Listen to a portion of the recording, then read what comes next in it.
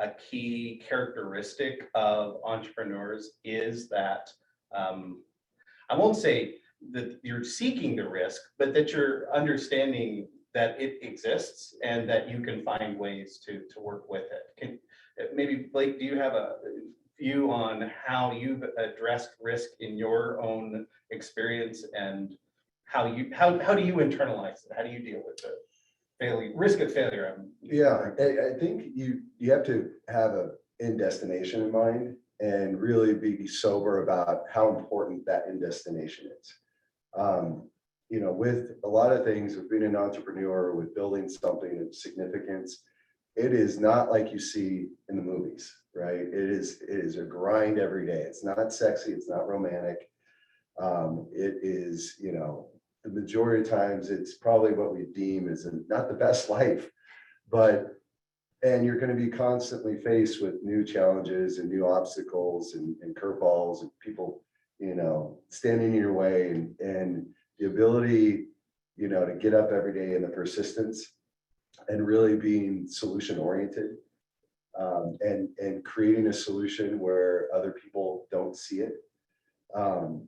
But it's all a matter of how bad do you want that end destination? And the risk part of it is, yes, you're going to fail. You're supposed to fail. If you're not failing, you're doing something wrong.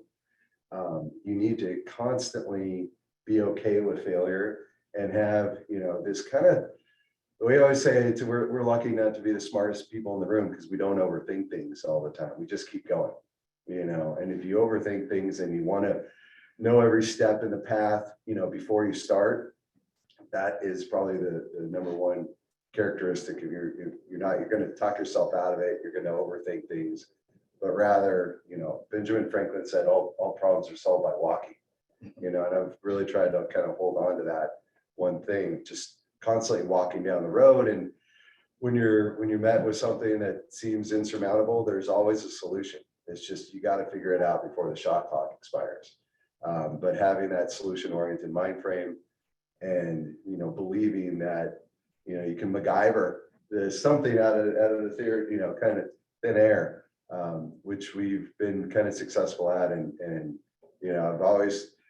Scott and I have been best friends. This last business was our first business together.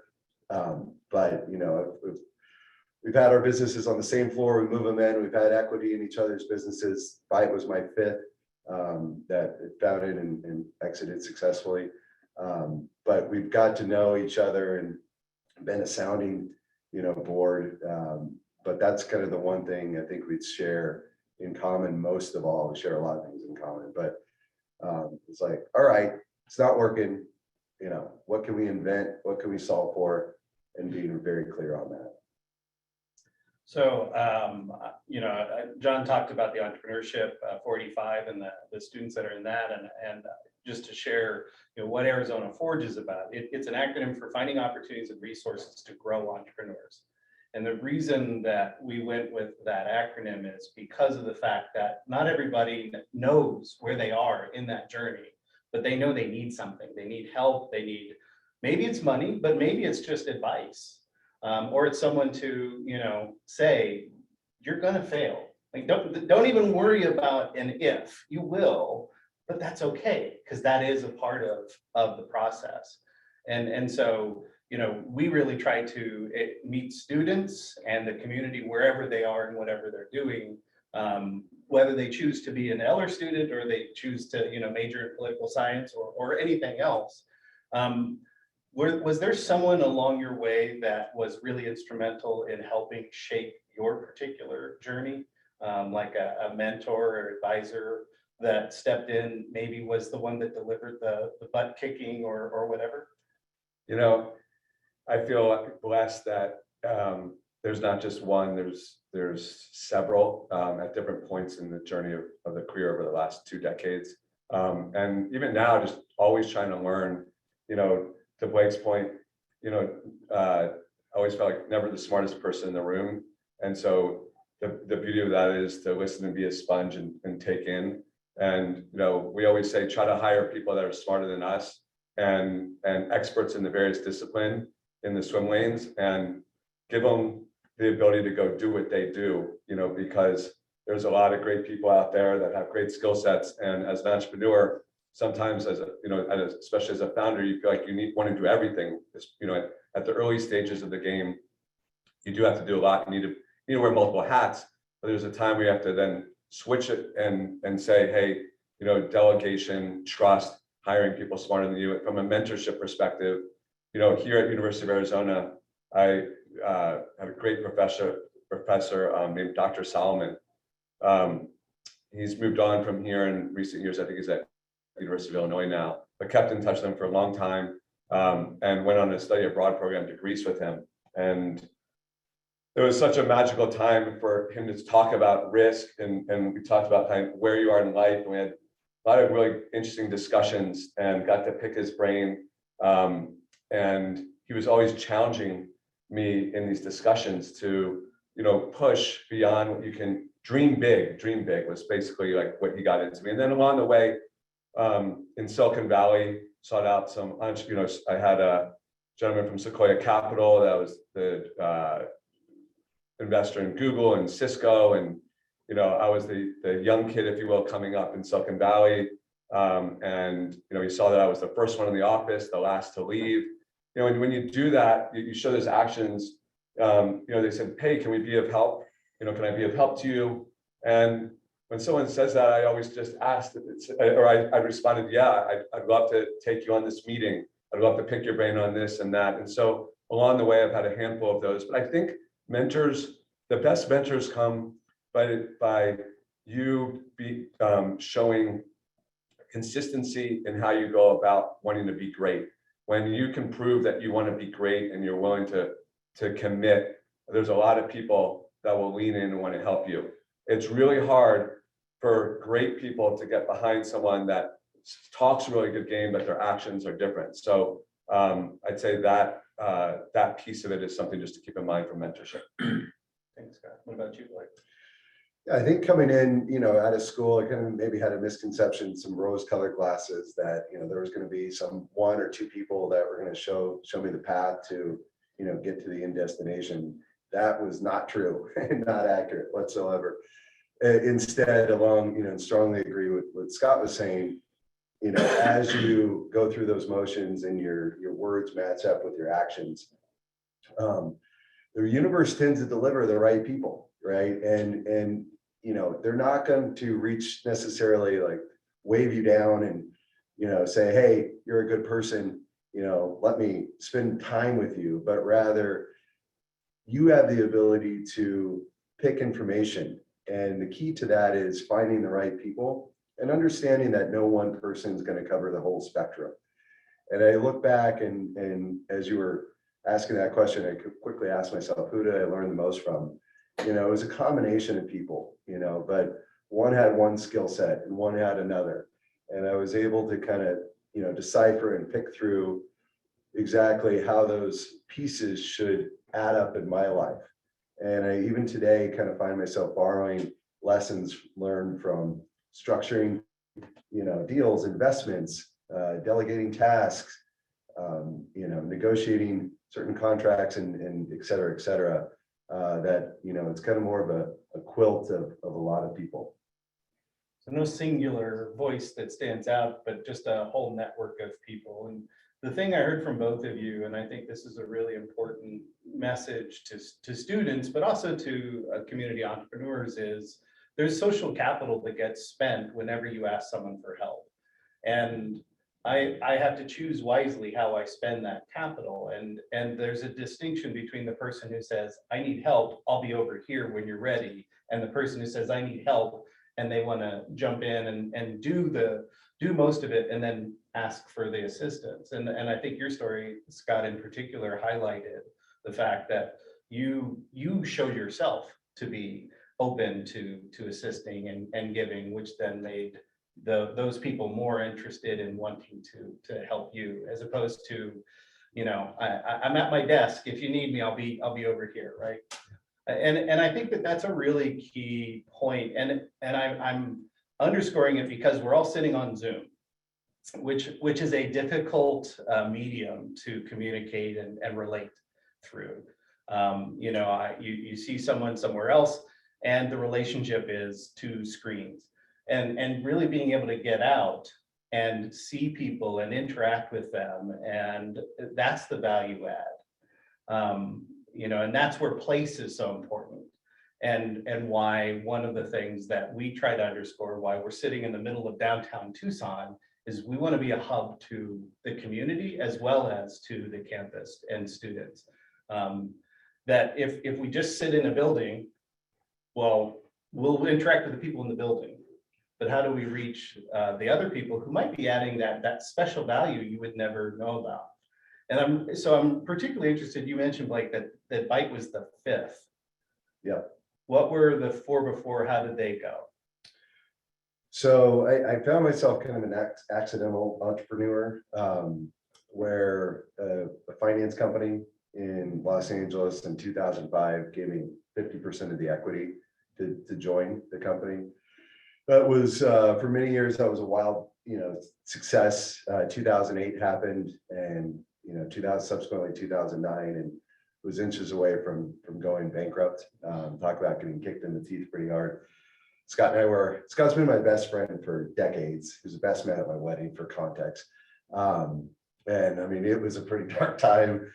But made that was just an invaluable time, which impressed upon, fundamentals of the business. We talk a lot about being fundamentally solid in a business. But was able to turn that company around. The CEO founded it, bailed. So I was kind of left making my way through by myself. Got that company turned around and monetized and sold. In that time period, started another similar finance company, another credit-based marketing company, and got those sold. Started a big company, which was the fourth, called Currency. Scott was exiting a business that he had, a big marketing company that he sold to a big public company. And we were kind of free agents at the same time. And I'd been thinking about the Byte concept for the last year and was going to make a go at that. And we decided to join forces. So predominantly finance. But it's ironic that all these companies share the same DNA. So when we went into orthodontics, it wasn't just like, oh, we like teeth, but rather it was very strategic in that vetting out the model, the financial models, vetting out the customer acquisition, the COGS and the SG&A and everything else, and all the math seemed to work, and so we cut a pretty good tailwind at that time. Interesting. We're coming up on half past the hour. So for those of you in the audience, if you do have questions, please feel free to either enter them in the chat or use the raise hand feature if you wish to ask it out loud. We will keep an eye on that and start compiling the questions. So Scott, where was Byte in your entrepreneurial journey? What came before it? Yeah, so I started my career, as I alluded to earlier, in Silicon Valley. And at that time, it was in the dot-com era. And Silicon Valley was kind of coming up. Google was founded right then. There was big tailwinds of venture capital coming into Silicon Valley. And now everyone knows that story of Silicon Valley. But in those days, it was the early boom, and was fortunate enough to be in this early stage of enterprise software and build a couple companies with engineering founders. So I basically owned revenue and taking what had been really interesting software, one in financial compliance software. When Sarbanes-Oxley Act came about, when back in the day Enron failed and financial controls are needed for publicly traded companies, we came out with a solution. Another one was in the legal compliance arena, and successfully exited that to IBM, and had a couple of successful exits, working for under the umbrella though of the venture capital firms where we raised a bunch of money. So that was the first decade plus of my career. Provided amazing opportunities to build global organizations, cut my teeth in terms of, selling to Fortune 500 companies and Wall Street and be in boardrooms and really refine the skill sets. But recognize that, there was a limiting factor when, you work for someone else there. And so in 2009, switched paths and stayed in Los Angeles from that point on, and founded a digital marketing platform that was highly successful to provide small, medium-sized businesses with digital marketing to compete with the large players. And that quickly grew to one of the 100 fastest privately held companies in 2010-11, and we sold to Deluxe Corporation. They're a Fortune 500 company that your grandparents probably know about. They're an old check printing company. They had 5 million small business customers that they wanted to take into the online arena. Go figure, right? So sold that in 2016, and then joined forces where Blake and I, as he mentioned, we've been best friends. We also shared our floor, so that market platform had one half the floor, and Blake had the other half. So that was really fun, and we thought about our business models very similarly. We had equity in each other's companies. And we had too. equity in each other's. We didn't raise outside money, but we raised outside money from each other, which is fun. And so we're betting on each other. Gave him $1, you get $1. Good. All right. We get to go to dinner and celebrate that dollar. So and then Byte, I think was the culmination. People say, how did you do Byte so quickly? And so I think it was a culmination of our learnings, from in that experience. And our companies, Blake alluded to it, but they all look the same. Whether Blake was running it, I was running it. And so it became really easy when we founded Byte, how we think about building companies, with profitability in mind. Silicon Valley was a good lesson also on what not to do. I saw they'd throw in a bunch of money, they want us to go as fast as possible. And I'd say, well, if we do that, here's the implications, where it's going to be long to get profitable. Oh, we just want market share. And that's really good in good times, but you guys will come to learn, and there's cycles of business, and we're probably coming up on one really soon. And everyone's been saying that, I know, but it doesn't go on forever. You watch history, there's always cycles. And one of the things that allows you to control your own destiny, though, is when you run a profitable business with proper unit economics, thinking about the right experience. So if you have a great consumer experience, you have a profitable business, you're doing it the right way versus just trying to grow at all costs. You actually can control your own destiny. And so, it's important not to get kind of caught up in the shiny objects. Everyone throws out these big brands. Oh, well, they're growing like this. You need to grow like that. Or your idea sucks. Why are you doing this way? Why do you run businesses this way? I mean, Blake and I hear all the time we're doing it wrong. Our whole careers. By the way, at Byte, why would you go into dental? What? Dental? I mean, the amount of people that said it was like, what are you guys wasting your time on? And then, by the way, those same people come back and be like, that made all the sense in the world 2 years later. They jump right on the bandwagon. But the point is, you have to have conviction, conviction to your model, conviction to stay the ground, even if it's not, the path that, is traveled most. Well, you just described, you guys were both physically on the same floor, but you were also, I think, mentally or culturally on the same level as well, right? You share values and you saw things similarly, which made it that much easier to go into business. I would venture to say you probably could have pursued nearly anything, and you probably would have succeeded at it, whether it was this or something else. Simply from the point of view that, and I'll use another founder example. So we have Matt Van Horn, graduated from the university, was part of the team that founded Lyft. He then went on and founded June Oven. Right, so it's a countertop appliance. Now those are two really, really different areas, but June has succeeded and was acquired by Weber.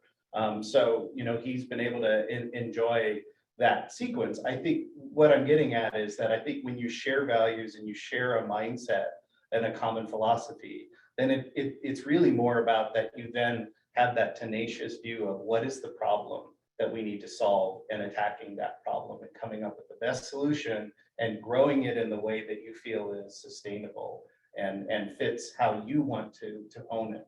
And I say that because you both had, I'm sure, ample opportunity to have taken venture capital with Byte.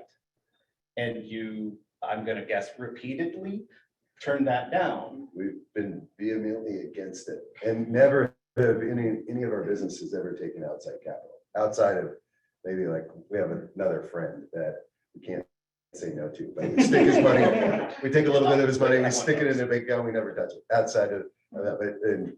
But we are very anti, raising capital. And is that because, as Scott put it, because there's this sort of growth expectation that doesn't necessarily align with business? There's never true alignment, when raising outside capital. And the world is littered with stories of entrepreneurs either succeeding or failing. And, for the entrepreneur themselves, really having not the ideal outcome because somebody else was kind of dictating what direction they were forced to run in. We've never had the pressure. So it's enabled us to really see the playing field quite differently and have, a whole playbook of different moves because we're not constrained by, somebody else's capital along the way.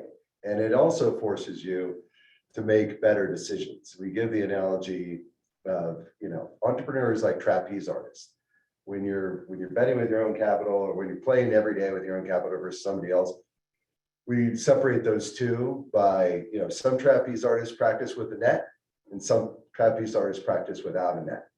When you're practicing without a net, every decision matters, every inch matters. It forces you to be that much more thoughtful about what you're doing, and being really pinpointing. You're never going to get it right all the time, but it forces a mindset. And when you have somebody else's capital and you have a big checkbook, you find yourself it's human nature, spending money on things that really don't matter today. You want the nice office, you want to recruit, the very best, project manager and pay them an excessive amount of money. When those little things, we talk a lot about being 1 degree off at the beginning. We're paranoid. We're starting another business right now and, live in this paranoia about being this 1 degree off, because that 1 degree off, let's assume you spent too much on an office space or, there's a million examples. You can't tell you're 1 degree off today. A week can't tell, but you extend that a month, a year, 2 years, that 1 degree is missing its target wildly. And so, that I think is all tied into, being very prudent with your decisions, being very clear with your business models, and practicing without a net, performing without a net, going in, So, I want to also, I think it's a good segue because we have some of the folks on from the Desert Angels, which is the Southern Arizona angel group, and do a lot of that really early stage investing. So, and full disclosure, I sit on a Desert Angels board. So, from the point of view of taking that outside capital, I'm interested in digging into this a little bit because I think when we look at venture capital, if we distinguish between angel and venture, I can completely see that misalignment, right? There's this, I'm chasing the returns, and so therefore I'm always trying to inject fuel for growth that I can get a better return on my capital. We often within the angel world like to position that it's a slightly different proposition because we bring to the table experience and can really work more closely with the founders on what they're doing. And it's less about the capital infusion and more about the knowledge infusion. Have you worked with, or what's your view? I don't mean to set up, so that how you feel about angels, but just to distinguish between those two groups, Scott. Yeah, no, I think it's a great question. And I would say, like, just at a 30,000 foot level, there's multiple ways to skin a cat. So when we're talking about our model and how we've gone about it, and you guys have seen many other people have gone about things other ways and have still gotten to the end result. However, I would say there's some commonality when we think about, when you think about taking money or building a company, I should say. So angel investing may be necessary at, as students and where you all sit to start out early stage where you don't have a war chest to kind of put in, or any war chest to put in of your own capital. And an angel can provide that early stage money to help you, if you will, get into business and get through those early stages. And I think the beauty of the angel side is that you can structure it where you're not giving up any control. You're controlling valuation easily so that you can be fully aligned in the outcome. So, and then to your point, Brian, and I don't think enough founders do this, I think they're quick to take the money that's available versus if you're going to take it, looking for someone that can be a value add, especially, if it's your first time, or second time, being an entrepreneur, to have some senior leadership where someone puts in their own capital. Let's say it's 100K angel investment, 200K angel investment, and you get some senior thought leadership that really understands your domain and can add value to help you. That's amazing. I think about that like an advisor, and you're getting them to invest. So they are really aligned with the outcome. And as a founder, you're not giving up control and you're not getting whacked on valuation. I think where that changes that you need to protect is as you grow, there's a temptation as you start doing well that the venture capitalists will want to come in and they're going to see, hey, this is a great growth opportunity. And the angels could also push you towards taking that venture capital money because they're thinking, hey, it could be a quicker exit. And that's where we, philosophically disagree and hold, because there's always exceptions to the rule, but as a broad statement would say, if you take that angel investment, try to extend that as long as possible to get into profitability, then to control your own destiny. If you're going to take money and you're profitable, those are going to be on your terms. So you want it to be on your terms where you actually don't need to do it. You're doing it for a reason of growth, and you're not giving up control. You're not giving up voting rights. So that you can actually get to the point where you want to get to support your goals. You may want to create a business that never sells. That's an amazing cash flow business. A venture capitalist will need to get that return for their limited partners within typically, 5 years plus or minus, 5 to 7 years. And if you want to go a different direction, your goal is something else, that's fine. Keep that cash flow going. But if you give up control to the venture capitalists and don't do that agreement right, you're not going to have that ability to control or exit when you want to exit. You may have a life-changing event to sell a company for $50 million or $10 million, whatever the number is. And the venture capitalist could say, actually, no, I want to swing for $1 billion.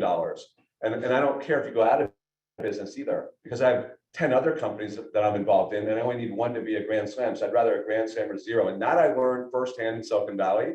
And that's what really led me to going on my own. That's the true misalignment.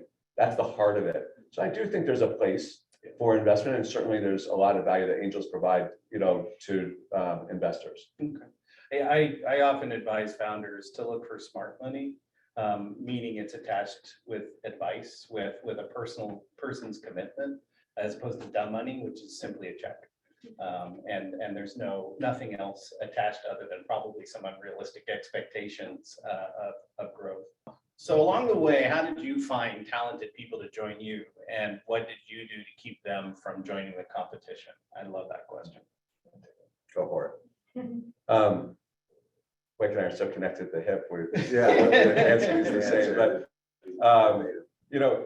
I think one is being sober enough to identify great talent and check your ego at the door.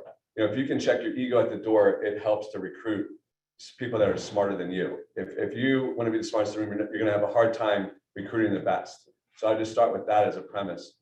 Finding the talent, then you try to look at track records, right? It's like anything, kind of if you can have some historical views of their track record, that helps. We also take chances on people that don't have a ton of experience, but I would call great athletes.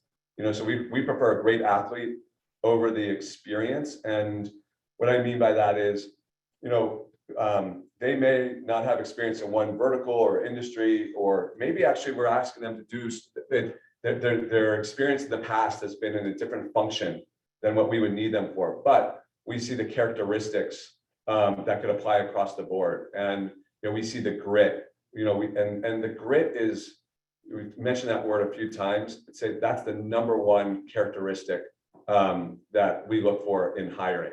And because it doesn't matter how smart you are. We've hired Harvard students, by the way, that have been fired way before a junior college hire. Like, that's just fact. And so, but so finding the talented people early on, you have to, when you don't have the track record, you have to work a little bit harder. And I would say build relationships. You're not, if you look at it as a transaction, it's going to be hard to recruit when you don't have the resume behind you of successes. It gets easier as you get more wins and successes that people want to follow you. But early on, I would say when you identify a great talent, someone that you really want, it may need to be a long game. You may not get them in the first month, because usually the great ones aren't available, when you want them to be available. You have to create a relationship and recruit. So recruiting means, doing lunches, not just having them in the office, but actually building relationships to know them on a personal as well as professional level. That's a big differentiator.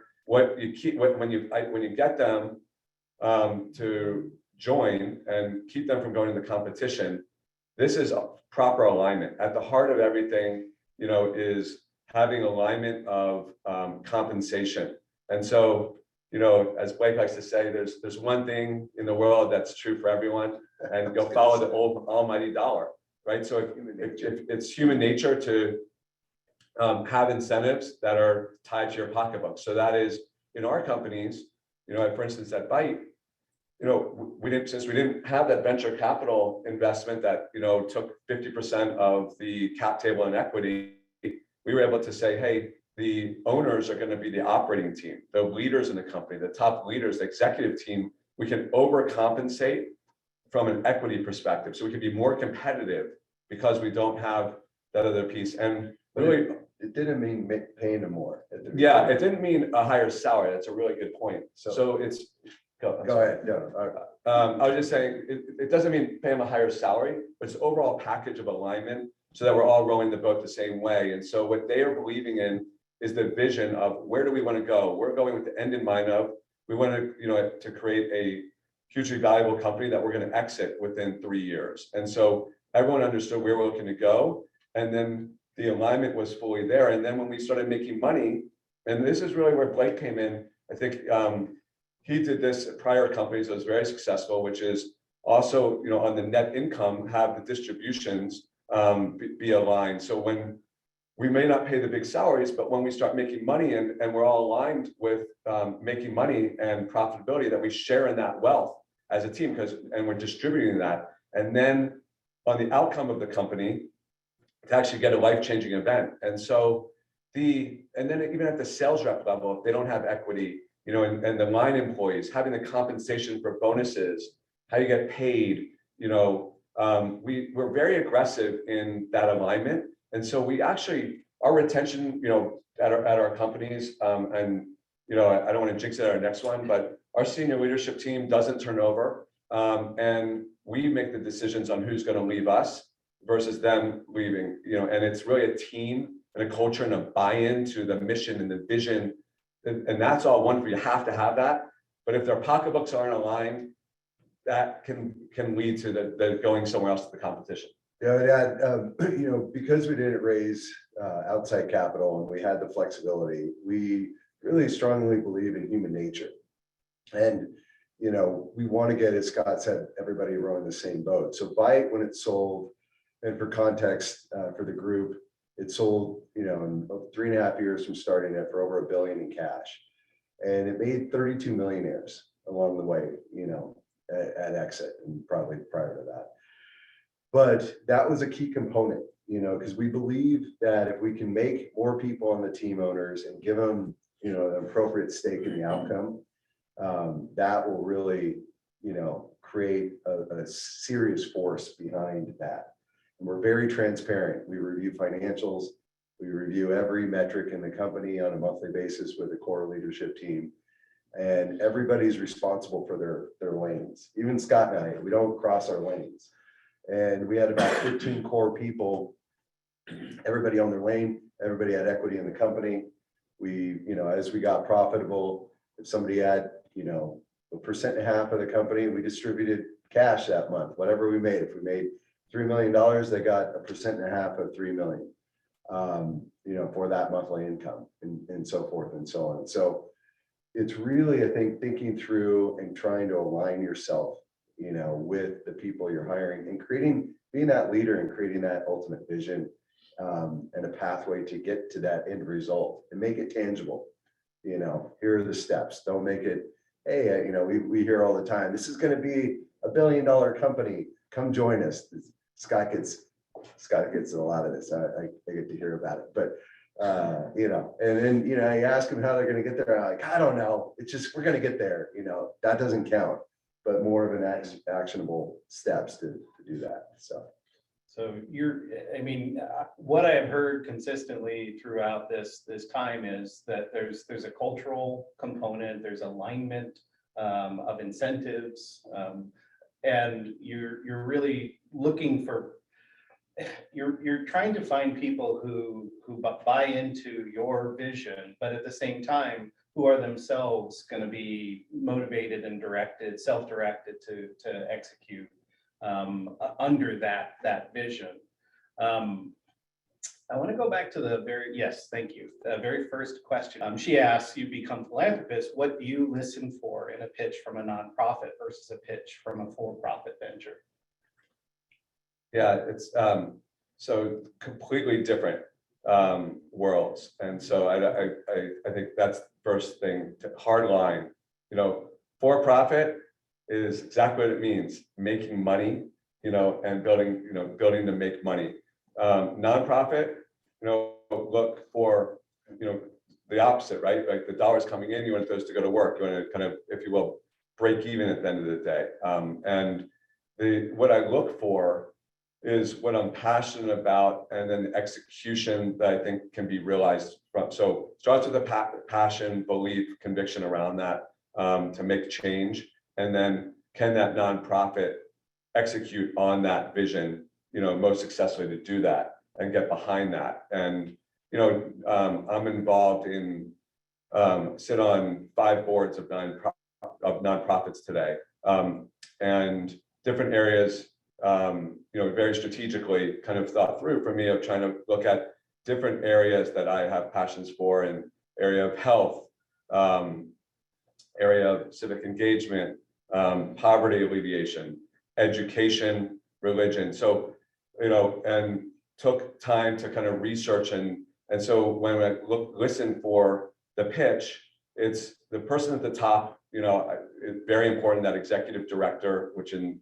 for-profit terms is the CEO, and how they're going about it. I would say many nonprofits end up trying to do too much. They go too wide, and so I try to look for someone that's very committed to a specific area to be best in class to make the difference. Because if we're going to invest dollars or time, and by the way, both are equally important, in my opinion, for nonprofit, the people that can volunteer and invest the time, and then the people that give dollars, right? You need both to make it work. But in order to really give up your time or dollars, you better believe in the team and the execution of that mission. There's so many great missions for nonprofits, and there's so much terrible execution.